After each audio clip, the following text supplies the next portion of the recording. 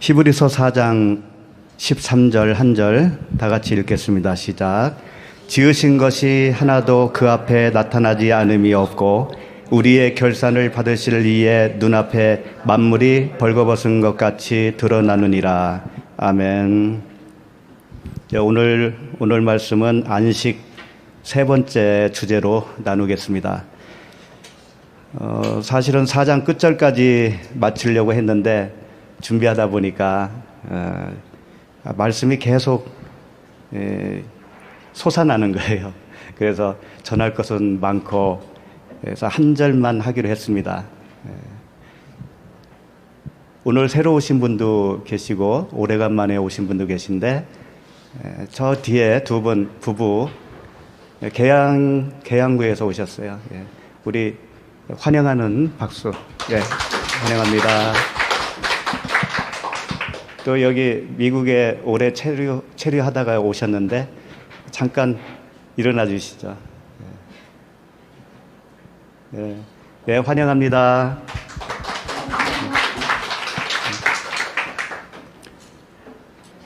그래서 16절까지 4장 16절까지는 계속 묵상하십시오.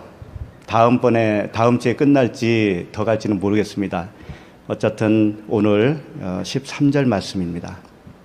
히브리서 4장 13절 다시 한번 보시겠어요?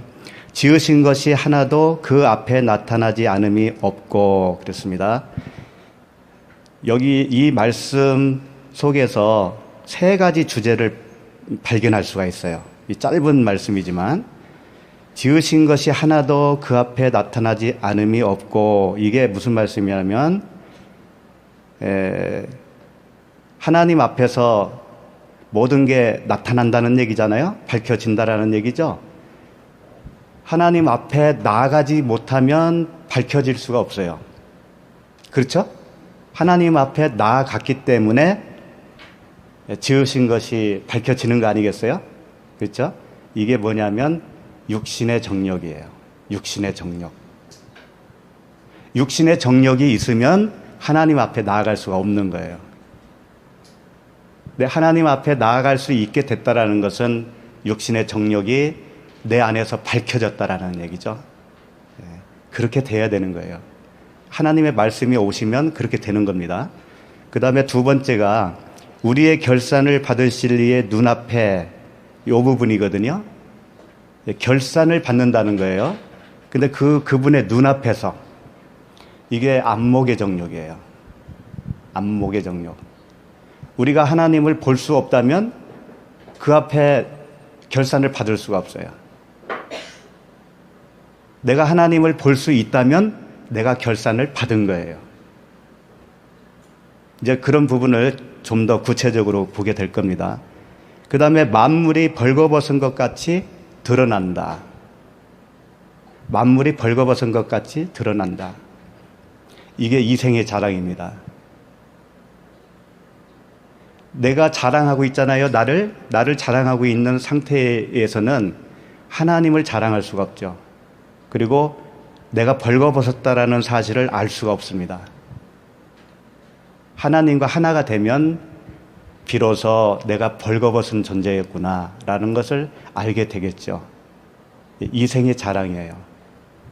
성경은 바퀴가 굴러가듯이 계속 자동차를 운전하면 바퀴가 계속 돌아가잖아요. 그와 같이 성경 66권은 바로 요거 육신의 정욕과 안목의 정욕과 이생의 자랑을 폭로시키고 있어요. 이 말씀 자체가. 그래서 계속 말씀을 보다 보면 이 부분이 반복적으로 나와요. 반복적으로. 66권이 얼마나 두껍습니까? 길고. 지구를 한 바퀴 도는 것처럼 그렇게 돌아갈 때 바퀴가 얼마나 수없이 많이 돌아가겠어요. 그와 같이 계속적으로 우리에게 이 세 가지 말씀을 설명하고 있고 폭로시키고 있는 거예요. 얼마만큼 우리가 그 세 가지가 없어지기 힘들기 때문에 얼마나 힘들면 그러겠어요. 그래서 그것을 세 가지 육신의 사랑이라고 정의할 수 있습니다. 나를 사랑하는 거예요, 나를. 그게 육신의 정욕과 안목의 정욕과 이생의 자랑입니다. 그 나 사랑, 자기 사랑. 이 자기 사랑에서 벗어나기가 너무 어렵거든요. 오늘도 여지없이 그런 말씀인 거예요. 그런데 우리가 지난주에 4장 12절을 살펴봤지 않습니까?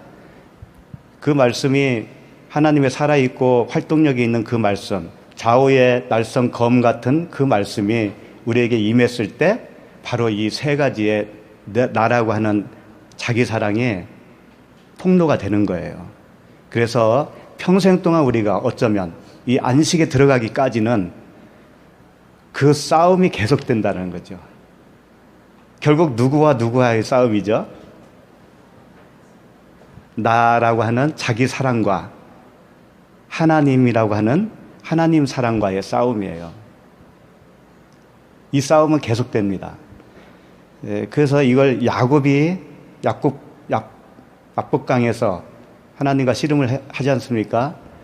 그런 것들을 통해서 우리에게 보여주고 골리앗과 다윗의 싸움에서 우리에게 그런 모습을 보여주는 거예요. 그래서 오늘은 다 볼 수 없으니까 다윗과 그 골리앗의 싸움 있죠? 그 부분을 좀 보면서 하나님의 말씀 뭐라고 하시는지 들어보겠습니다.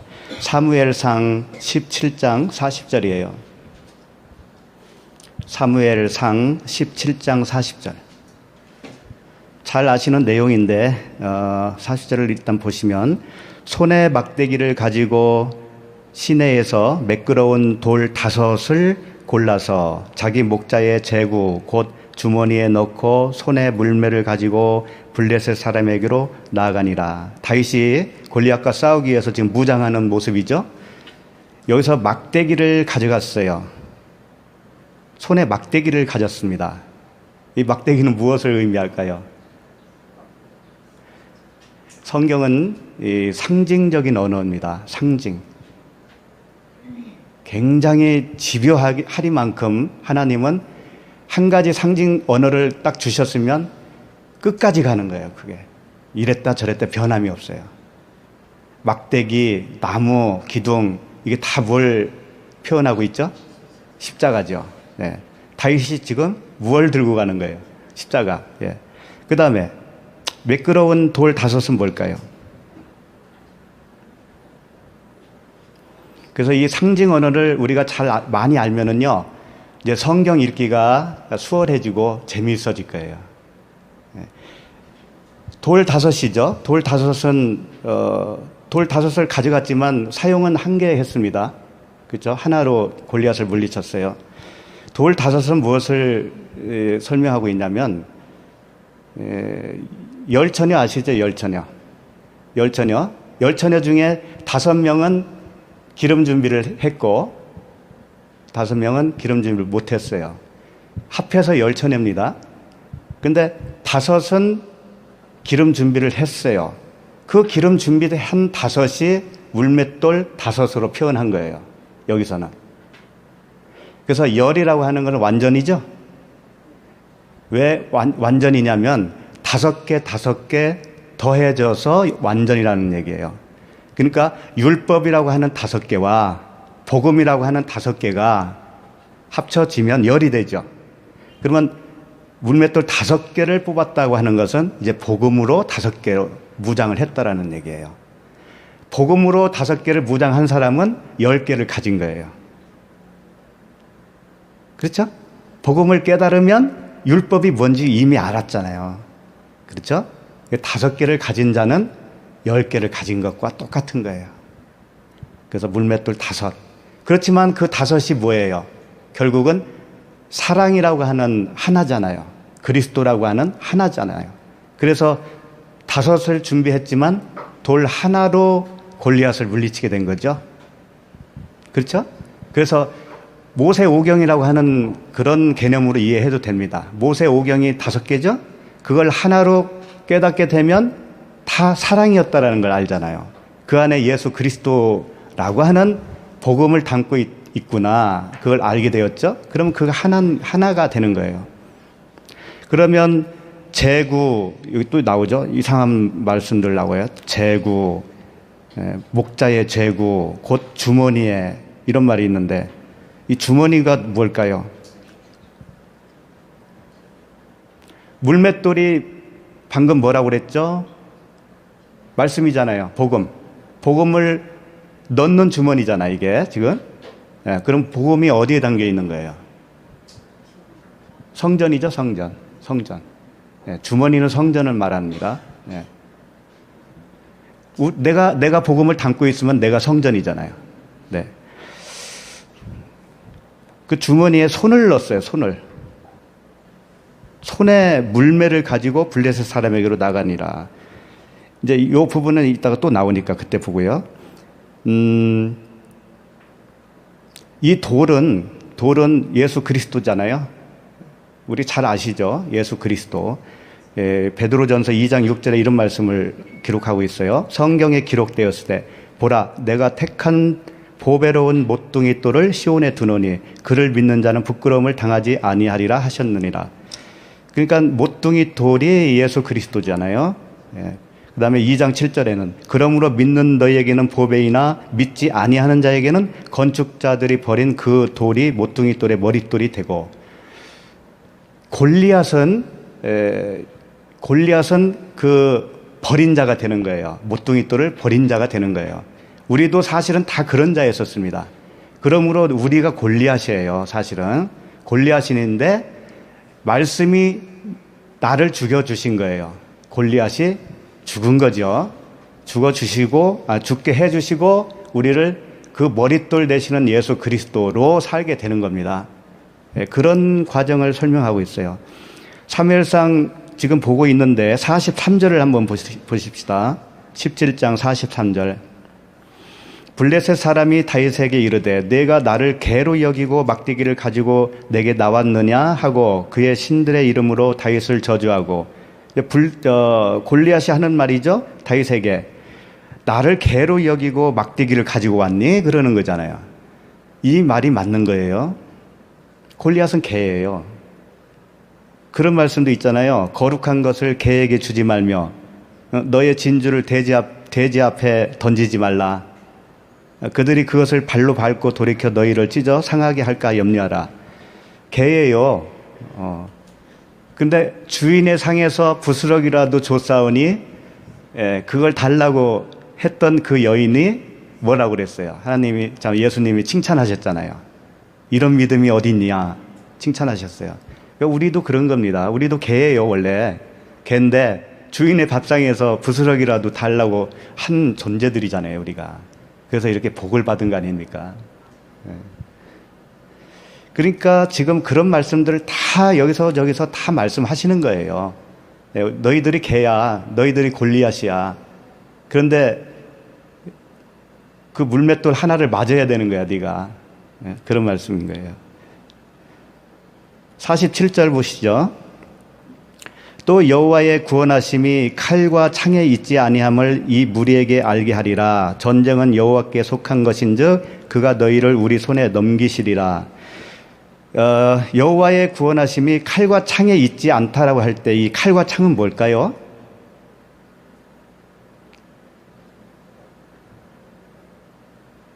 그러면 여호와의 구원하심이 무엇로 구원을 합니까? 칼과 창이 아니면. 이런 말씀 있잖아요. 율법의 행위로는 의롭다 함을 육체가 없다고 말씀하시면서 무엇으로 구원받는다고 그러죠, 우리가? 믿음으로. 그러니까 여기서 칼과 창은 뭐에 속할 거예요? 율법이지. 율법의 행위죠. 그러면 전쟁은 여호와께 속하였다고 할 때 그 믿음은 예수 그리스도로부터 오는 거니까, 그분으로부터 왔으니까 이 말씀이 맞는 거죠. 여호와께 속한 거죠, 구원이. 그러니까 이렇게 저렇게 읽어도 다 복음으로 연결하면 됩니다. 구약을 읽든 신약을 읽든 다 복음이에요. 어디를 봐도.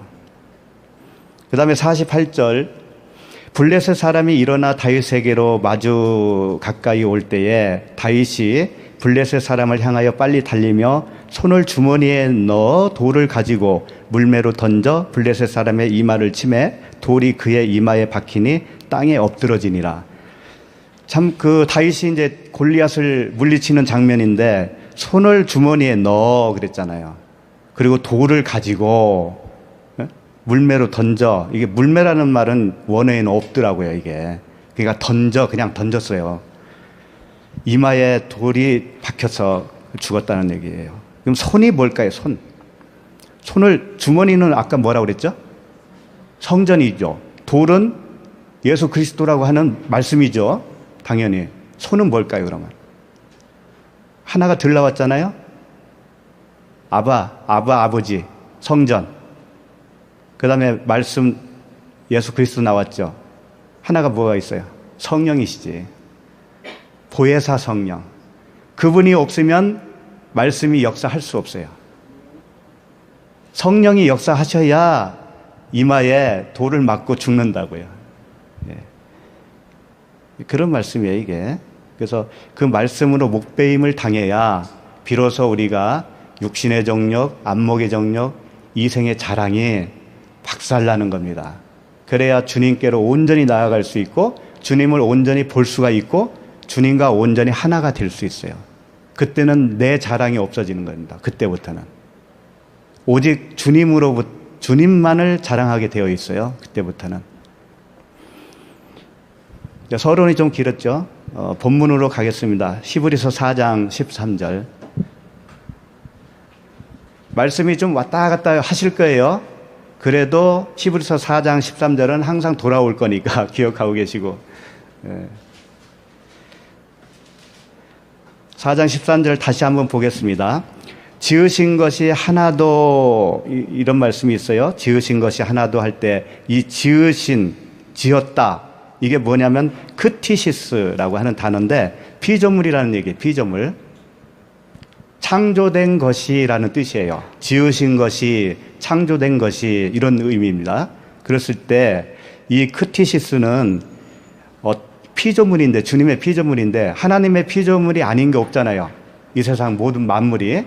그렇지만 성경은 피조물 할 때는 저 달, 별 이런 거 얘기하시는 거 아닙니다. 하나님의 피조물은 우리만을 생각하고 있는 거예요. 우리만을 생각하는 단어예요.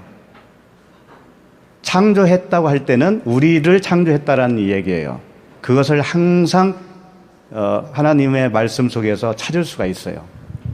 그러니까 주님은 오직 우리에게만 관심 있는 겁니다. 오직 우리에게만. 소, 양, 비둘기 이런 것들이 관심 있는 게 아니에요.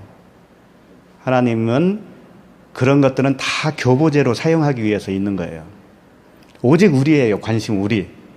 우리만, 사람만 그분의 아들이 될 수 있기 때문에 그래요. 고린도 후서 5장 17절에 잘 아시는 말씀이니까 찾을 거 없어요. 그런즉 누구든지 그리스도 안에 있으면 새로운 뭐라고요? 피조물. 이 크티시스라고 이게. 그러니까 이 히브리서 4장 13절을 보면서 지으신 것이 하나도 그 앞에 나타나지 않음이 없다라고 읽을 때 아하, 언젠가 이 우주 만물이 하나님 앞에 다 나타날 수밖에 없구나. 어떠한 그 종말의 시기에 그런 일이 있겠구나. 이렇게 생각하면 안 되는 거예요. 피조물은 우리들을 얘기하는 거예요. 그리고 하나도 그 앞에 나타나지 않음이 없다라는 말씀이 드러나지 않음이 없다 그런 말씀이에요. 근데 이게 왜 그러냐면은 어떤 그 종말 그리스도의 재림 때 이런 일이 발생한다는 의미가 아니고 매일매일 우리 안에서 그렇게 된다는 거예요. 그분 앞에서 내가 어떤 사람이구나라고 하는 것을 내가 깨닫잖아요. 그게 그분 앞에서 밝혀지는 거예요. 그분이 모를 리가 없어요. 그렇죠? 그분은 항상 압니다. 모든 것을. 우주 만물도 다 아셔요. 그분이 지어 놓으셨는데 먼지 티끌 하나까지도 그분은 다 알고 계시는데 새삼스럽게 어느 날 정해서 그걸 내가 알아보겠다 할 필요가 뭐 있나요? 그러니까 내가 그분 앞에서 발견되어지면 그때가 나타나는 거예요. 그분 앞에서. 그분 앞에서 나라는 존재가 밝혀지는 것이 뭐예요? 그분을 보는 거예요, 그게. 그게 바로 그분을 보는 거라고요. 자, 그 다음에 우리의 결산을 받으실 말씀이 있죠? 우리의 결산을 받으실. 그러면 이걸 어떻게 생각하세요? 우리의 결산을 받으실 이의 눈앞에 만물이 벌거벗은 것까지 드러난다. 그분 눈앞에 우리의 결산 받으실 때가 있다라는 얘기죠? 그런데 이 결산이 무슨 단어인 줄 아세요? 호 로고스 이렇게 되어 있어요. 충격적이에요. 결산은 결산인데 그 말씀의 결산이다, 그런 얘기예요. 우리는 결산 받는다고 생각할 때 어떤 행위를 먼저 생각하기 쉬워요. 그렇죠? 그분 앞에서 직고하리라 이런 말씀도 있으니까 내가 지금까지 살아오면서 지은 모든 죄를 그분 앞에서 다 내 입으로 말할 때가 오겠구나. 그분 앞에서 너 이러이러 몇 월 며칠 몇 시에 너 이런 죄를 지었지 하면서 결산 받을 걸로 생각한다니까요. 절대 그런 게 아닙니다. 절대 그런 거 아니에요. 하나님은 어떤 결산을 하냐면 말씀만 결산해요. 말씀만. 그러니까 우리 안에 말씀이 없으면 어떻게 된다는 거예요? 탈락이죠. 탈락. 구원의 탈락이죠. 근데 그 말씀이 뭐겠어요? 성경 66권을 달달 외우면 말씀이 내 안에 있는 겁니까? 이스라엘 백성들은요, 지금도 모세오경을 통째로 외우시는 분이 있다고 그래요. 성경 시대에는 말할 것도 없고, 통째로 외우시는 분들이 독사의 자식들아 라는 말을 들었다면 오늘날 성구 몇 구절 내가 달달 외운 거 가지고 되겠어요? 어림도 없는 거죠. 그게 말씀이 아닌 거예요. 내가 외운다고 해서 말씀을 가지고 있는 게 아니라니까요. 그건 머리 좋으면 다 외웁니다. 그러면 치매 환자는 구원 못 받나요? 다 잊어버렸으니까. 그런 거 아닙니다. 치매 환자도 다 구원받아요. 치매 걸리기 전에 구원 받았어요, 이미. 요한복음 5장 29절에 이런 말씀이 있습니다. 여기는 한번 좀 찾아볼 필요가 있을 것 같아요. 선한 일을 행한 자는 생명의 부활로, 악한 일을 행한 자는 심판의 부활로 나오리라. 이 말씀은 이제 누차 말씀드렸으니까 잘 아실 거예요. 선한 일을 행한 자 할 때는 이게 만들어지다라는 단어입니다. 포이에오. 선한 일을 할 수 있도록 하는 자로 만들어진 그 존재는 생명의 부활로 나온다는 거죠. 그 다음에 악한 일을 행한 자는 할 때 이 악한 일을 행한 것은 실제로 행했다라고 하는 단어가 쓰여졌어요. 그러니까 우리는 다 악한 자였었어요, 원래. 그렇잖아요. 죄와 허물로 죽었던 너희를 살리셨도다 그러잖아요. 그러니까 우리는 죄와 허물로 원래 죽어 있었던 존재니까 원래 악한 자였는데 선한 일로 지음을 받는 거예요, 우리가. 새롭게. 재창조. 그런 사람만 생명의 부활로 나온다는 거예요. 그럼 그렇지 못한 사람은 다 그냥 악한 일을 행한 자예요. 선하게 살든 악하게 살든 관계없어요. 하나님의 선의 기준에 만들어지지 않으면 인간의 판단으로 봤을 때 선하다고 하는 분들도 악한 일을 행한 자가 되는 겁니다. 그래서 심판의 부활로 나오는 거예요. 이게 먼 훗날의 이야기가 아니에요. 매일매일 이렇게 된다는 겁니다. 5장 30절 내가 아무것도 스스로 할 수 없노라. 듣는 대로 심판하노니 나는 나의 뜻대로 하려 하지 않고 나를 보내신 이의 뜻대로 하려 함으로 내 심판은 의로우니라. 그러니까 예수님도 어떻게 말씀하시고 있냐면 내가 스스로 하는 게 아니고 듣는 대로 하겠다 그러죠. 듣는 대로.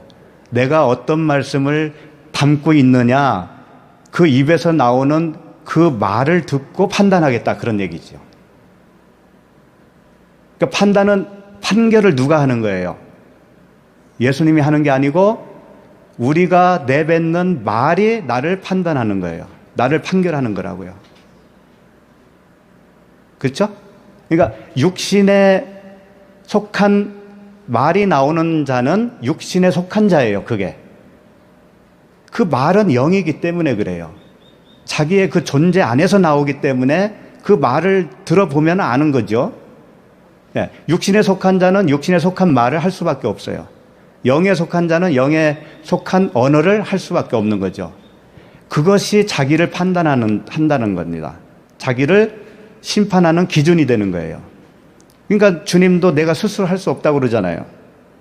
오직 아버지께 그렇게 지음을 받은 자는 그런 영으로 생명의 부활로 지음 받은 자는 생명을 가진 언어를 사용할 수밖에 없는 거예요. 그걸로 판단하겠다는 얘기죠. 자, 그런 맥락에서 말씀을 좀 또 한 군데 이렇게 보겠습니다. 누가복음 19장 10절을 한번 보세요. 여긴 조금 중요합니다. 잘 보셔야 돼요. 누가복음 19장 10절에 보시면 이제 예수님이 어떤 비유의 말씀을 하는 겁니다. 그 5달란트 비유 아시죠? 그와 비슷한 비유예요. 이건 열문화 비유거든요. 이제 그 말씀을 주님이 하시는 겁니다. 누가복음 19장 10절. 인자가 온 것은 잃어버린 자를 찾아 구원하려 함이니라. 예수님이 오신 이유를 여기서 먼저 말씀을 하시죠. 잃어버린 자를 구원하기 위해서 오셨다 이겁니다. 왜 이 말씀을 하셨을까요? 이 당시 이스라엘 백성들은 어떤 생각을 가졌냐면 예수님과 같은 구원자가 필요 없다고 생각하는 겁니다. 이미 구원받았다고 생각하는 거예요. 그들은. 그러니까 주님이 내가 온 목적을 다시 설명을 하는 거예요. 그 다음에 11절. 그들이 이 말씀을 듣고 있을 때에 비유를 더하여 말씀하시니 이는 자기가 예루살렘에 가까이 오셨고 그들은, 여기가 중요해요. 그들은 하나님의 나라가 당장에 나타날 줄로 생각함이더라. 하나님의 나라가 당장 나타날 것으로 생각하고 있는 사람들이 그 당시 이스라엘 백성들이었다는 거죠. 그러니까 예수님도 필요 없는 거예요. 이분들은 하나님이 하시면 당장 임할 수 있다라고 생각하는 거예요. 그래서 하나님이 해줄 것만 기다리고 있는 거겠죠. 그 상태에서 주님이 비유로 설명을 하는 겁니다. 12절. 이르시되 어떤 귀인이 왕위를 가지고 오려고 먼 나라로 갈 때에, 이게 어떤 귀인은 누구겠어요? 예수님 자신을 말씀하고 계실 거예요. 그분이 먼 나라로 가서 왕위를 가지고 온다라는 건 뭐겠어요? 그분이 십자가를 지시고 죽으시고 하나님 우편에 앉아 계시다가 우리에게 오시는 거잖아요. 그 부분을 이렇게 표현하는 겁니다. 13절. 그 종 열을 불러 은하 열 문화를 주며 이르되 내가 돌아올 때까지 장사하라 하니라. 열 문화를 주면서 장사하라고 그랬어요. 이게 이제 이 문화는 돈 화폐 단위입니다. 14절. 그런데 그 백성이 그를 미워하여 사자를 뒤로 보내어 이르되 우리는 이 사람이 우리의 왕됨을 원하지 아니하나이다 하였더라. 자, 이게 누구의 얘기냐면 왕위를 받고 먼 곳으로 갔다가 올 동안 너희들 장사를 잘하고 있어 라고 했는데 왕위를 가지고 오는 것을 원하지 않는 사람이 있다, 그런 얘기예요. 그게 우리들이었습니다. 왜 그럴까요? 예수 그리스도가 나의 왕이 되어야 되잖아요. 나의 왕이 되려면 내가 없어져야 되잖아요. 나는 종의 신분으로 있어야 되잖아요. 그분의 종. 그런데 종이 되기 싫다니까는요, 우리가. 내 뜻대로 살고 싶어 하는 게 나라니까는요. 그러니까 잘 생각해 보세요. 그게 그분을 왕으로 모시고 싶지 않은 마음이잖아요, 내가. 나는 절대 안 그래라고 생각하시겠죠? 근데 절대 안 그래요. 진짜 내 뜻대로 살고 싶어 한다니까요, 우리는. 내 원함이 관철되기를 원하지, 하나님의 뜻대로 되어진다는 것은 불확실한 거 아닙니까? 내가 병 들어서 살지, 가난하게 살지, 부자로 살지 어떻게 알겠냐고요. 그분이 왕 되면은 그분 뜻대로 나를 이끌어 갈 텐데 두렵지 않아요? 그러니까 내 뜻은 항상 있는 거예요. 내 뜻을 관찰하려면 어떻게 해야 되겠어요? 네? 그걸 유지하려면 어떻게 하겠어요? 내 뜻대로 되옵소서를 하겠잖아요, 계속. 기도를 그렇게 할 거 아닙니까? 하나님, 이렇게 해주세요, 저렇게 해주세요. 안 하셔요? 내 뜻이잖아요, 다 내 뜻. 근데 주님은 겟세마네 동산에서 어떻게 기도하셨는데요? 내 뜻대로 마옵시고 아버지의 원대로. 예. 그렇게 되기가요, 쉬운 것 같아요? 쉬운 것 같아요, 그게? 우리는 두려운 존재이기 때문에 그래요. 이 세상을 살아가는 데 있어서 두려워하는 존재이기 때문에 내 의식 속에서 그걸 원하지 않는다니까요. 그러니까 이 말씀을 통해서 우리들을 고발하고 있어요, 지금. 그런 자가 있다라는 겁니다. 당신이 왕이 되는 걸 원치 않는 사람 있다라는 거죠. 그 다음에 16절. 그 첫째가 나와 이르되 주인이여 당신의 한 문화로 열 문화를 남겼나이다. 응? 어디 해야 되는 거예요? 15절이죠. 15절. 주인이 왕위를 받아가지고 이제 돌아왔어요.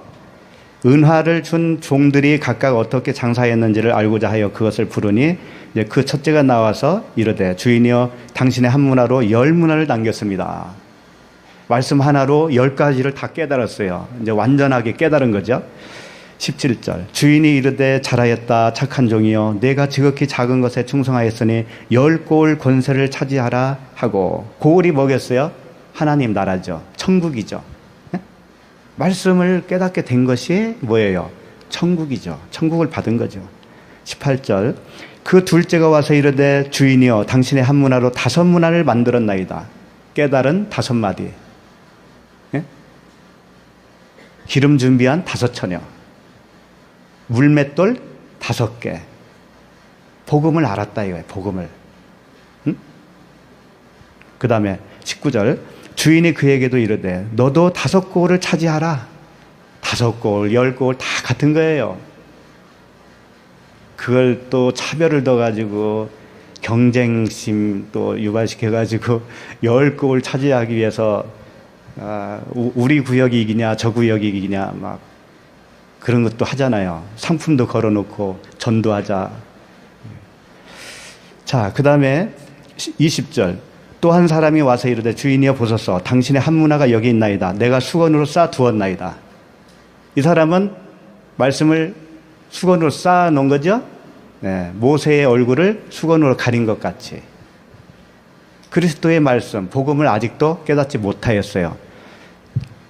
그러면서 그 이유를 말하는 겁니다. 왜 그렇게 했는가를 이유를 말해요. 21절. 이는 당신이 엄한 사람인 것을 내가 무서워함이라. 이렇게 하나님이 엄하다라고 생각을 한 겁니다. 이 종은. 그래서 말씀을 문자대로만 적용을 한 거예요. 더 이상 알려고 하지 않았겠죠? 그런데 여기서 엄하다라고 하는 그 뜻이 뭐냐면은요, 아우스테로스라고 하는 단어인데 아엘이라고 하는 단어에서 유래했어요. 그 아엘이 뭐냐면 공중, 허공 그런 뜻입니다. 공중, 허공. 어떻게 공중, 허공이 엄한 단어로 연결할 수가 있을까요? 이스라엘 백성들이 어떤 환난을 당하죠. 그러면 그들이 하는 행동이 있어요. 티끌을 어디다 뿌려요? 공중에다 뿌리죠. 공중. 그게 아엘이에요. 공중에 뿌려요. 그럼 티끌이 어디로 갈지 모르잖아요. 그렇죠?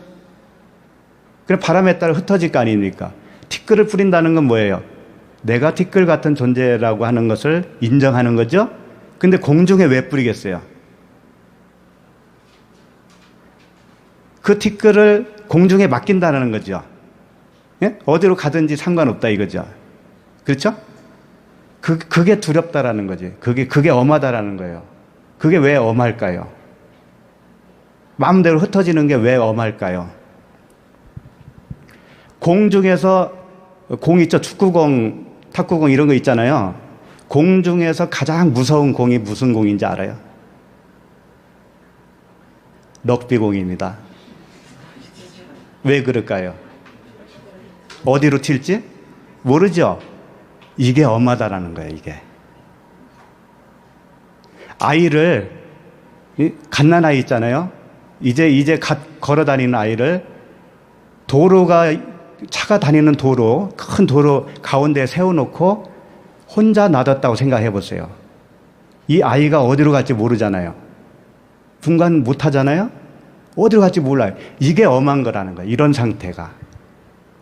그러니까 이 종은 지금 어떤 생각을 하고 있냐면 이런 거예요. 하나님은 어떻게 할지 모르는 하나님으로 두려워하고 있는 거지. 그러니까 하나님은 어떤 원칙도 없고 어떤 과정도 없고 어떤 선례도 없고 자기 마음대로 한다라고 하는 하나님을 알고 있는 거예요. 그걸 엄한 하나님이라는 거예요. 그걸. 그런데 하나님은 정말 원칙도 없이 하시나요? 일을? 우리를 구원하는 방법이 아무 그 원칙이 없나요? 다 성경 말씀을 제시해 주셨잖아요. 근데 그걸 우리가 따르지 않으면 어떻게 되냐면 이 종과 같은 마음가짐으로 사는 거예요. 그냥 말씀에 대해서 아무 관심도 없는 사람 있잖아요. 나 그냥 예수 믿어. 교회 다니니까 나 열심히 그냥 뭐 하라는 대로 잘 하잖아. 그거 이상 뭐가 있습니까? 그런 사람을 얘기하는 거예요. 그런 사람이 마음가짐은 하나님이 그냥 해 주실 것이지 라고 하는 관념 속에서 사는 거예요.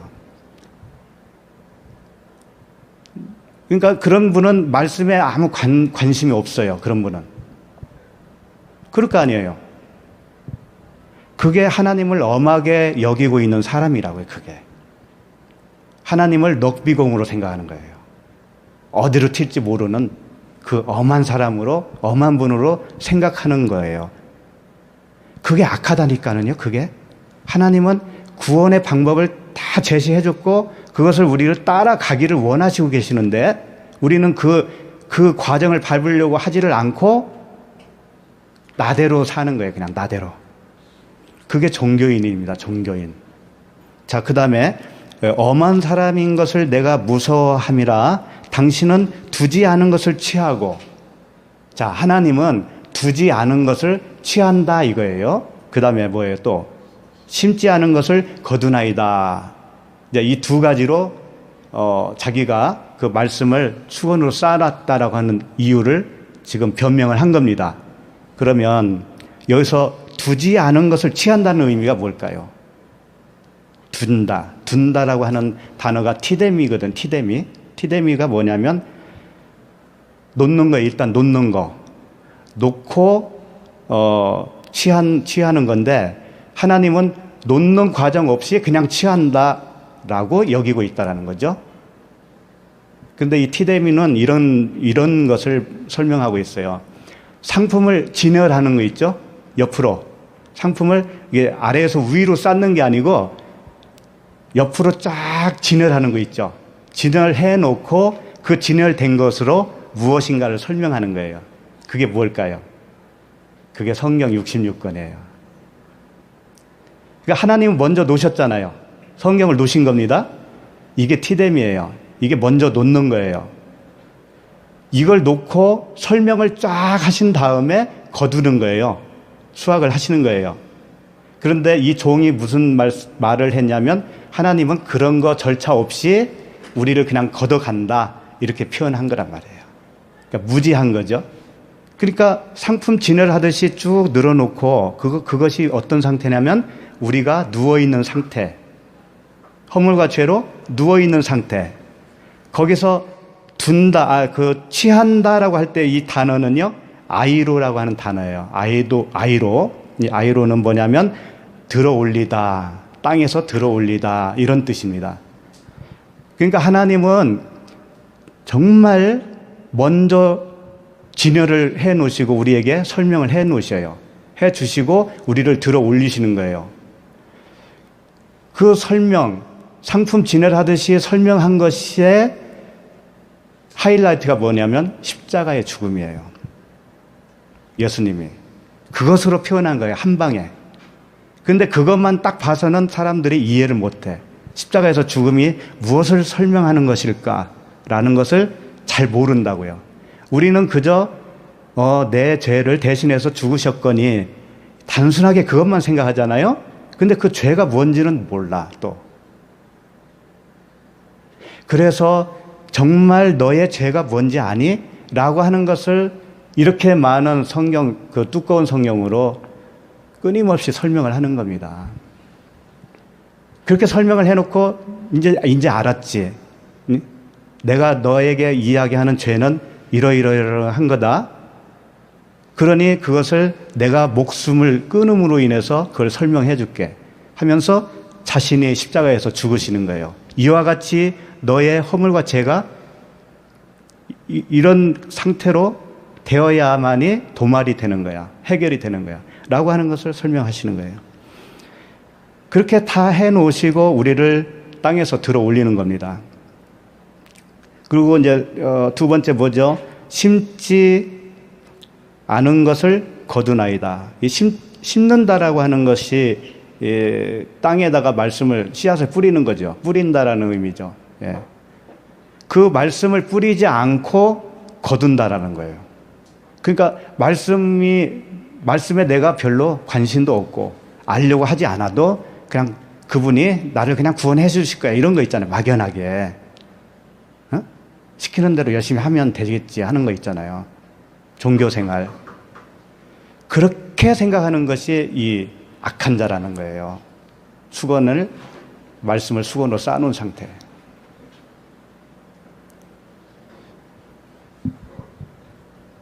그래서 이제 우리가 찬양할 때 손 들고 하시는 분도 있죠. 기도할 때 손도 들잖아요. 이 손 든다는 거 하는 것이 뭐냐면 들어 올린 것을 표현하고 있는 거예요. 내가 원래 누워 있었는데 이제 일어섰다라고 하는 표현이에요, 그게. 그러니까 손 들면 하나님이 더 이뻐할 것처럼 여기기 때문에 단지 손 드는 거 그런 거 아니에요. 예. 기도할 때 손 들고 기도하는 거, 손 들고 기도하면 하나님이 더 잘 들어주겠지. 막연한 생각인데 그런 게 아니라고요. 자신도 모르고 그렇게 하고 있는데 거기에 복음을 담고 있어요. 그렇게 일어서야 되는 거야. 십자가로 일어서야 되는 거야.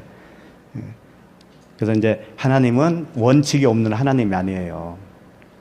정말 빈틈없이 계획이 있었어요. 그분은 계획. 그 계획을 성경 66권을 통해서 우리에게 가르쳐주고 그대로 우리가 따라가기를 원하시는 거예요. 근데 이 종은 그런 절차 없이 하나님이 해주실 것이다. 그것만 믿고 있는 거예요. 이스라엘 백성들이 하나님 나라가 한 번에 언젠가 팍 임할 것이다라고 하는 그 생각, 막연한 생각, 그것을 깨부시기 위해서 예수님이 이런 비유를 말씀하신 거예요. 너희들이 잘 생각해봐. 말씀을 잘 상고해보고 뭐라고 하는지 잘 파악해서 그대로 따라라, 그대로 해라 라고 하는 것을 끊임없이 말씀하시는 거예요. 그걸 우리는 무시하면 안 되는 거죠. 그러니까 베레아 성도들이 어떻게 했어요? 말씀을 정말 그러한가 살펴봤잖아요. 그런 자세. 이건 찾을 필요 없는데 갈라디아서 찾지 마세요. 본문 그대로 가지고 계세요. 자기의 육체를 위하여 심는 자는 육체로부터 썩어질 것을 거두고 성령을 위하여 심는 자는 성령으로부터 영생을 거두리라. 심는 대로 거둔다는 말이에요, 이게. 그러니까 하나님 말씀에 우리가 무지하잖아요. 그러면 그건 싹이 날 수가 없어요. 그 말씀을 영으로 내가 취하고 말씀이 영으로 실체가 되어지면 그러면 그게 싹이 나고 수확을 할 수 있는 알곡이 되는 겁니다.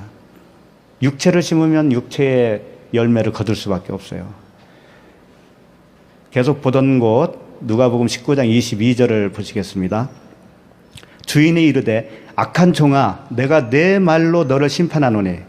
그랬잖아요. 지금 누구의 말로 심판한다고요? 내 말로. 네가 지금 육체에서 나온 말로 말을 하고 있잖니. 그럼 그게 벌써 너를 심판한 거야.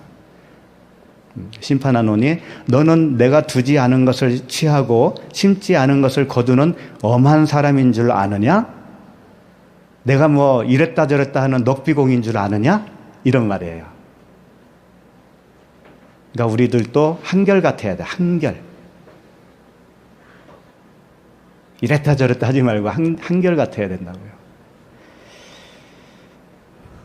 그러니까 장사하여 아들을 낳는 과정을 쭉 설명을 하셨는데 그 과정이 없이 뭐 구원이 될 줄 아느냐? 이런 말씀이죠. 예수님의 지금 대답이.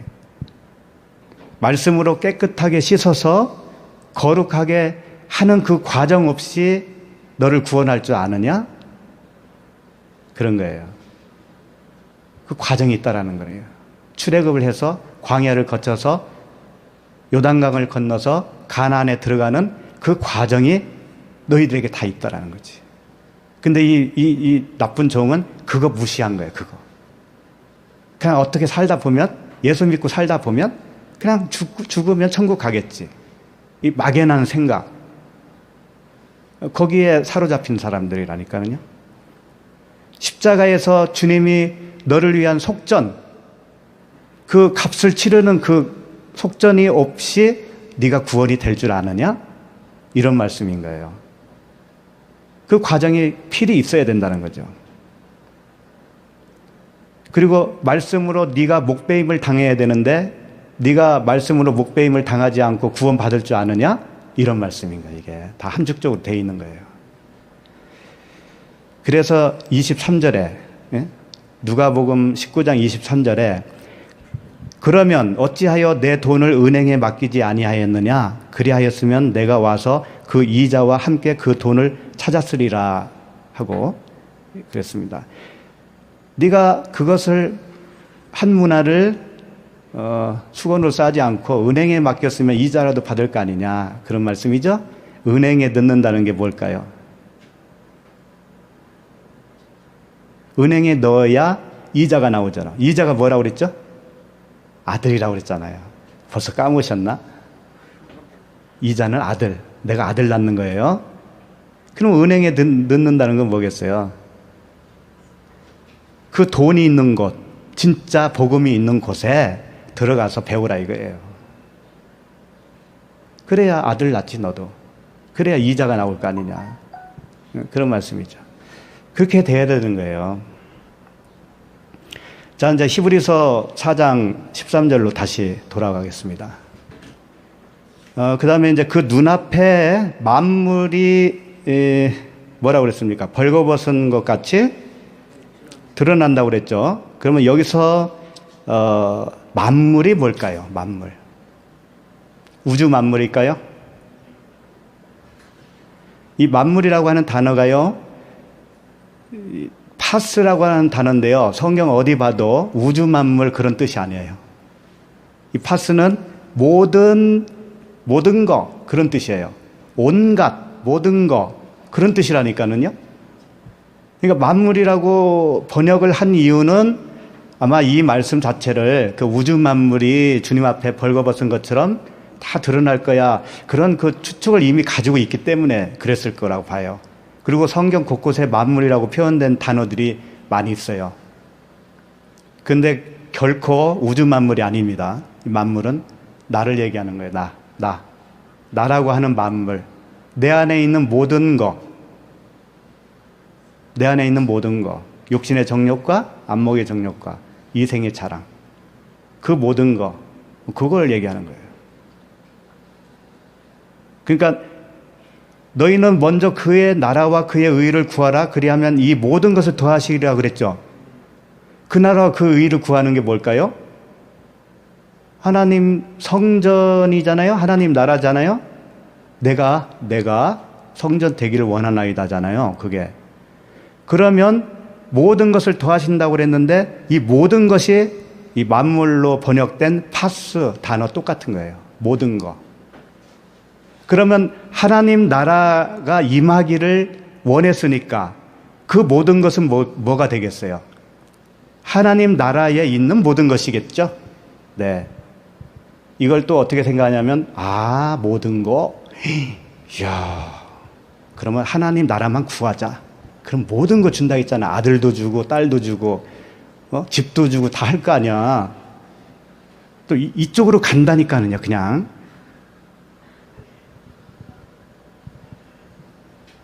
그 구한 거 모든 거 준다고 했는데 왜 또 다른 걸로 생각하냔 말이에요.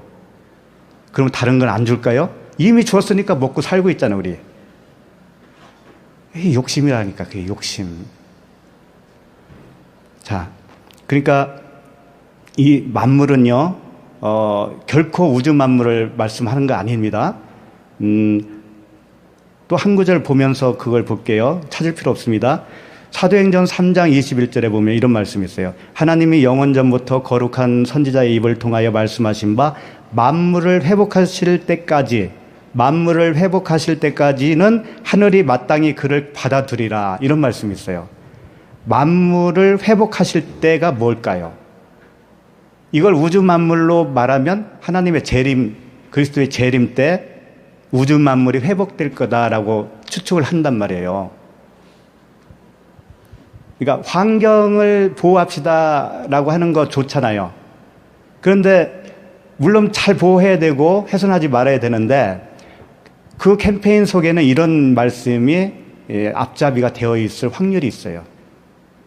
만물을 잘 보존해서 회복시켜야 되잖아. 하나님이 그걸 원하고 있는데, 그러니까 잘 보존합시다.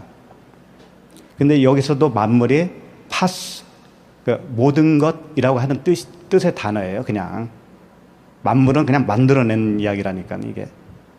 그러면 그 모든 것이 회복된다라는 건 뭐냐면 나라는 존재가 하나님 나라로 회복되는 것을 말하는 거예요. 네. 겉사람이 죽고 새 사람이 되는 걸 말하는 거예요. 그렇게 될 때까지는 하늘이 마땅히 그를 받아들이라. 무슨 뜻이냐면 내가 회복되기 전에는 그분이 내 안에 못 들어왔잖아요. 내 밖에 계시잖아요. 그러니까 맡겨두는 거라는 거예요. 하나님 아버지가 그 성령을 그냥 임시로 맡고 있는 거예요. 내 안에 들어가실 때까지. 다 이게 복음이지 다른 얘기 한 거 하나도 없어요. 어디를 봐도. 자, 그러면 이제 다시 히브리서 4장. 벌거벗은 것 같이 이렇게 되어 있죠? 벌거벗다라는 게 곶노스라고 하는 단어인데요. 뭐 당연히 벌거벗은 것은 옷을 입지 않은 거잖아요. 옷을 입지 않은 것을 벌거벗었다고 그래요. 그러면 벌거벗었다고 하는 것은 그리스도라고 하는 그 옷, 복음이라고 하는 그 옷을 입지 않은 상태가 뭐예요? 벌거벗은 거죠. 근데 보통 사람들은 그걸 알까요? 모를까요? 모르죠. 그분 앞에 가야만이 그걸 알아차릴 수가 있는 거잖아요. 그래서 이런 말씀을 하셨습니다. 요한계시록 3장 17절에 보면 그냥 듣기만 하시면 됩니다. 내가 말하기를 나는 부자라 부여하여 부족한 것이 없다 하나 내 공고한 것과 가련한 것과 가난한 것과 눈먼 것과 벌거벗은 것을 알지 못하는도다. 교회에게 책망하는 말씀이죠. 나는 부여하고 부족한 것이 없고 부여하다 이거. 가난하지도 않고 눈도 나는 멀쩡하게 떠 있어서 다 본다. 그런 자들에게 말씀하신 거죠. 내가 너를 권하노니 내게서 불로 연단한 금을 사서 부여하게 하고. 불로 연단한 금이 뭘까요? 금은 말씀이겠죠? 불로 연단한 건 뭘까요? 겉에 있는 거 다 태우는 걸 얘기하는 거예요. 표면적인 문자, 말씀, 율법 다 태우는 거예요. 태워야 그 안에 있는 속살이 나올 거 아니에요. 복음이 나올 거 아니에요.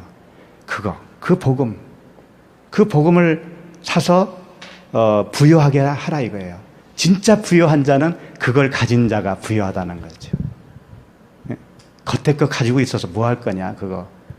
수박은 껍데기를 제거해야 먹을 수 있잖냐. 어제도 수박 먹었거든요. 껍데기는 먹을 수가 없더라고 정말. 그러니까 그 안에 있는 걸 가져야 돼요. 그리고 이어서 하는 말씀이 흰옷을 사서 입어 벌거벗은 수치를 보이지 않게 하라. 그런 말씀 하신 거죠. 그 흰옷을 사서 입어야 된다는 것은 흰옷은 뭐예요? 거룩한 옷, 그리스도, 예. 그 복음의 옷, 그것을 입으라는 거예요. 자, 이제 그러면 이제 끝에 무슨 말씀이죠? 13절, 4장 13절 끝에 끝부분만 읽어주세요. 그렇죠. 드러나느니라. 이게 드러나느니라라고 이 단어가 어떤 단어냐면은 트라켈리조라고 하는 단어예요. 근데 좀 독특합니다. 이게 독특해요. 뭐냐면 드러나기는 드러나는데 뭐가 드러나냐면은 식도가 드러난다는 거예요. 식도가 드러난다. 그게 무슨 뜻일까요?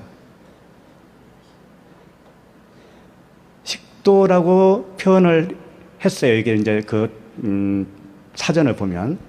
근데 그게 식도가 드러나는 게 뭐냐면 식도는 이제 목숨줄이죠. 목숨줄. 그러니까 육의 목숨이 드러나는 거예요. 육의 목숨이 드러나는 거예요. 그 육의 목숨이 드러나야 이게 내가 가진 목숨이 이게 진짜 목숨이 아니구나. 그거 알게 되는 거잖아요. 그 알게 되는 자가 새로운 목숨을 갖게 되는 거죠. 새로운 생명을 갖게 되는 거예요. 그래서 이스라엘 사람들의 그 인사법이 예상치 않아요. 인사법. 어떻게 하는지 알아요?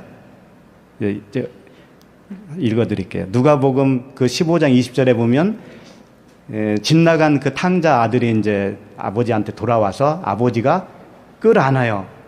그 장면 어떻게 되어 있냐면 이에 일어나서 15장 20절 이에 일어나서 아버지께로 돌아가니라. 아직도 거리가 먼데 아버지가 그를 보고 측은히 여겨 달려가 목을 안고 입을 맞추니 이렇게 되어 있어요. 목을 안고 입을 맞춘다 이거예요. 이 목이 왜 목을 안을까요? 이 목이 목숨이라는 거예요. 너와 내가 같은 목숨이라는 거예요. 네가 이제 다 깨닫고 돌아왔지? 네가 새 생명이라고 하는 그 새 목숨을 가졌다 이거예요. 그러니까 아버지가 그러는 거죠. 내가 원래 새 생명인데 이제 비로소 너도 새 생명이 되었구나. 그러니까 같은 목을 가졌구나. 같은 목숨이구나. 그러면서 목을 안는 거예요. 이 안는다고 하는 것은 하나됨이잖아요. 그 입을 맞춘다는 건 뭐겠어요? 새 생명으로 되어 있는 그 사람에게서 나오는 언어가 같은 언어가 되었구나 이제. 같은 복음으로 우리가 하나 되었구나. 그것을 설명하고 있는 거죠. 그래서 바울이 그 3차 여행 때 이제 마지막에 에루살렘으로 들어가려고 하는 거예요.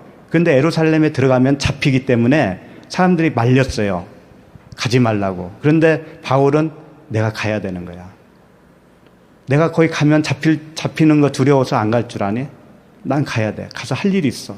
그러면서 이제 그 동료들하고 헤어질 때 사도행전 20장 37절에 다 크게 울며 바울의 목을 안고 입을 맞추니 똑같잖아요. 그래서 바울의 목을 안고 입을 맞췄다.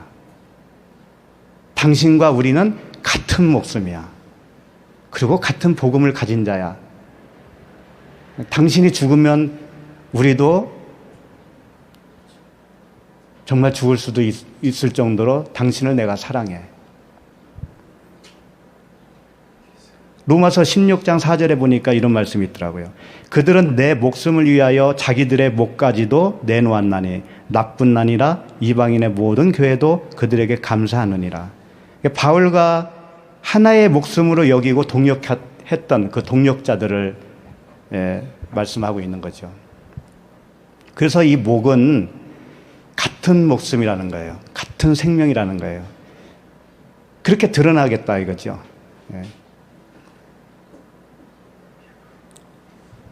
그러니까 오늘 말씀이 뭐죠? 다 드러나는 거죠? 드러나는 거. 육신의 정욕과 안목의 정욕과 이생의 자랑이 다 드러나는 거예요, 결론적으로.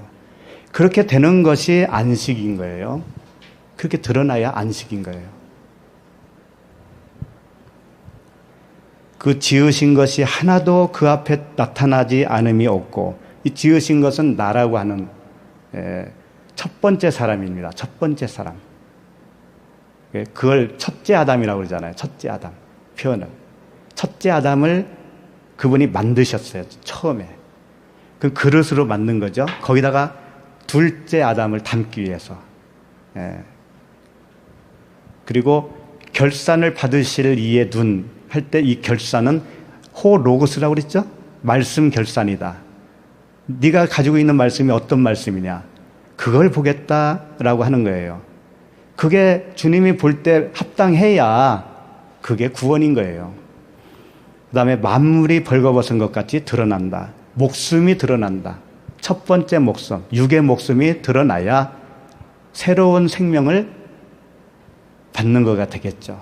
새로운 생명을 받으면 또 처음 목숨이 무언지를 알게 되겠죠. 그러니까 오늘 다 그런 말씀이었습니다.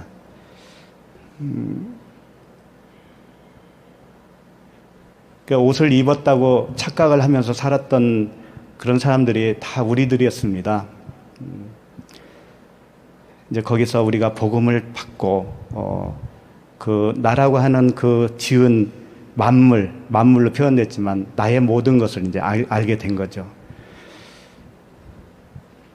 그래서 이제 결론적으로 육신의 정욕 모두 벗겨져서 하나님께 나아가야 됩니다.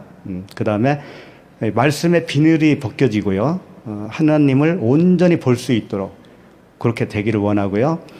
또 옷을 입은 것이 그게 벌거벗은 거였다라고 하는 것을 깨닫게 되고 복음으로 인하여 자기 자랑이 죽고, 자기 자랑이 죽는 거예요. 이생의 자랑, 자기 자랑이 죽고 하나님과 연합을 이루어서 하나님만 자랑하는, 하나님을 자랑한다는 게 뭐냐면 복음을 말하는 게 하나님을 자랑하는 거예요. 진리로 말하고 있는 것이 하나님을 자랑하는 거예요. 그게 그런 하나님의 사람들이 다 되기를 축원합니다. 기도하겠습니다. 하나님 아버지, 오늘도 우리를 안식의 자리로 이끌어 주심을 감사합니다. 좌우에 날선 검같이 살아있는 하나님의 말씀으로 우리의 육신적이고 율법적인 사고방식이 온전히 드러나게 하시고 아버지와 온전한 하나로 어디에서나 어느 때나 안식의 삶을 누릴 수 있도록 도와주시옵소서. 예수 그리스도 이름으로 기도합니다. 아멘.